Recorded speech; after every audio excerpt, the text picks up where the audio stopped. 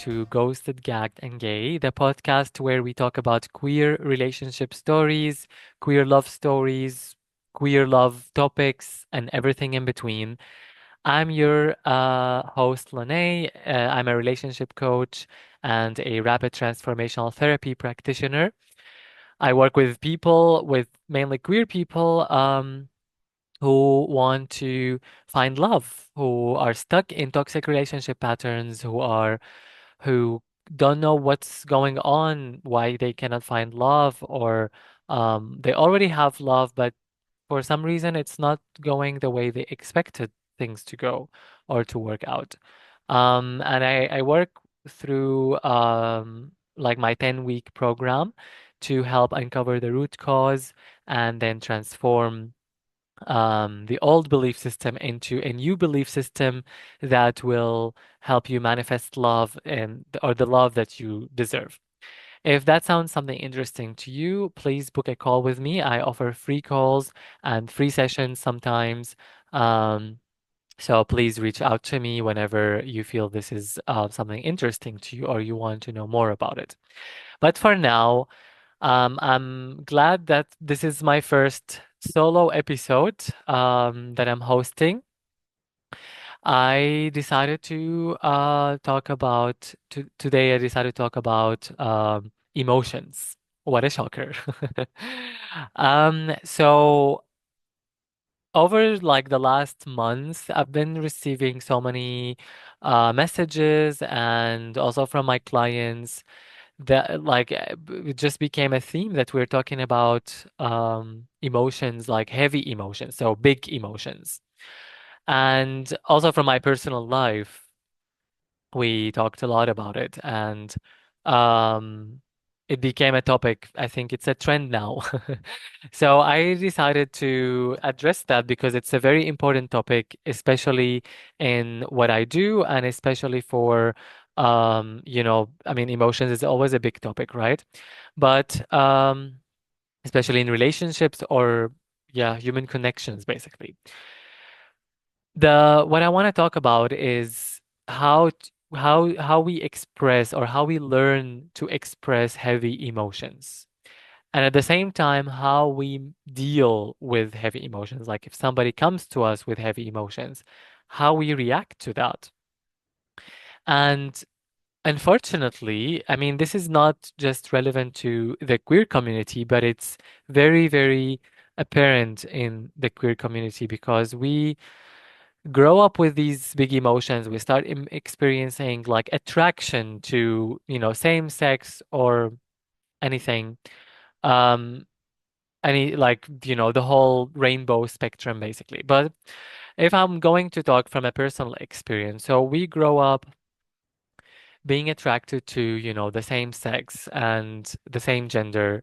And we don't know how to express that because we cannot talk about it. We are suppressing these emotions. We just grow up trying to suppress these emotions, and then when we come out, um, and then we start to feel like, okay, now we can express these emotions. We can say I love you, and we can say, oh, I like this person and that person. But the problem is we never learned how to express those emotions. And we never learned how to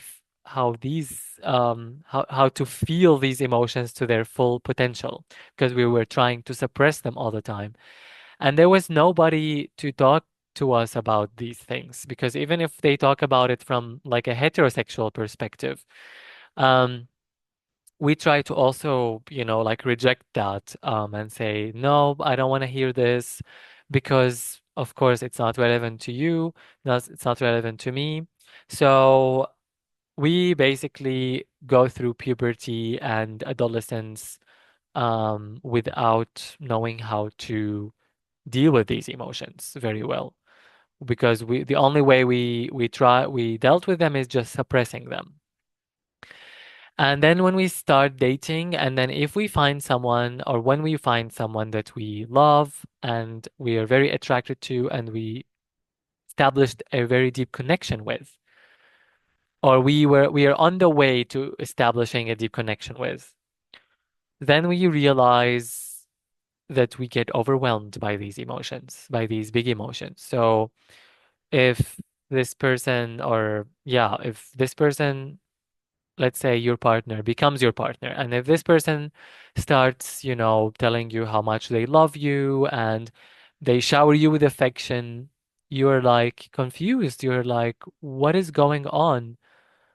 Like you feel overwhelmed, you feel like you don't know how to react, you feel you don't know, um, you cannot believe those emotions as well because you have never experienced those emotions from like a romantic relationship perspective because we, as I said, we went through puberty without, and through adolescence without having this um healthy emotional development.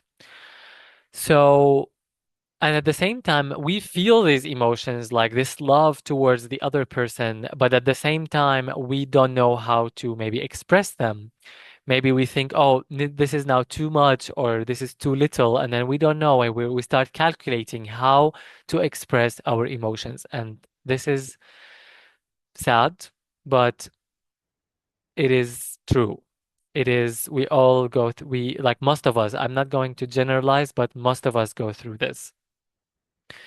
And unfortunately, coupled with this like positive big emotions, there's also the negative ones like sadness um and anger, because when we are suppressing our emotions growing up, we of course of course we're going to feel sad, we're going to feel angry, but we cannot also express those very much because if somebody asks us what's going on, we don't know, we don't want to come out to them. We were not ready to come out yet. um we were scared to be ourselves. We were scared to feel our emotions. So even our anger and our sadness, we also suppressed those.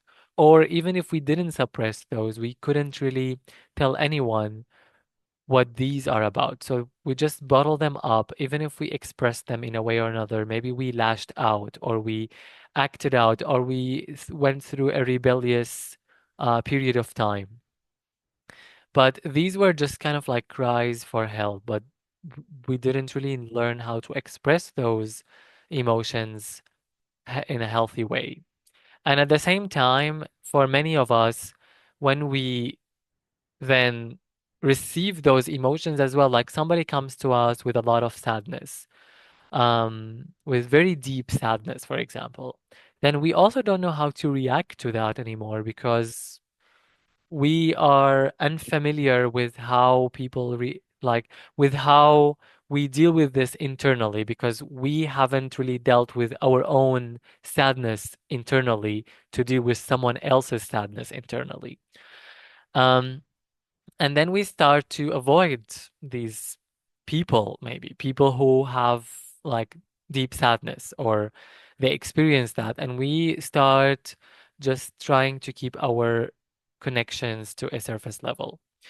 Um, and this is very sad because, I mean, that's one of the ways to, or one of the main ways, or I mean, without deep emotions, without big emotions, there cannot be any real deep connection. And we grow up then and we go through our lives just not knowing how to express those emotions and how to deal with them when we receive them from another person. And not receive them, but when somebody seeks our support, then we might not know how to support them anymore because we don't know how to process, how to deal with those emotions. And yeah, and then we become very calculated with our emotions. Like we maybe saw something on TV or a show or a movie, and then we react in the same way, but it's not genuine. It's not something we're actually feeling like, okay, this is how we like to support. This is our style of supporting. This is my style of supporting this, like my closest people, like whether close friends or partners or family or anything. So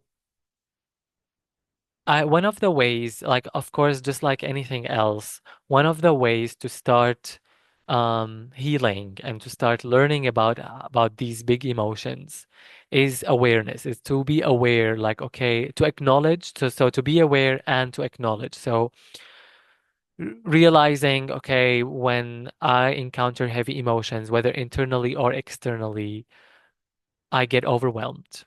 I feel uncomfortable. I don't know how to react. I don't know how to deal with them. Then observe your behavior, like your reaction. Then maybe you distract yourself. Maybe you start like making yourself busy. Maybe you push yourself to snap out of it. You tell yourself, okay, let me snap out of it right now. Maybe you go partying. Maybe, I don't know. Maybe you go for a hookup just to numb those emotions. And unfortunately, that's not the way to deal with it, but like, to do these things. But it's good to be aware of those. Like, just try to draw awareness or pay attention to like how you feel, how you react whenever you encounter these heavy emotions.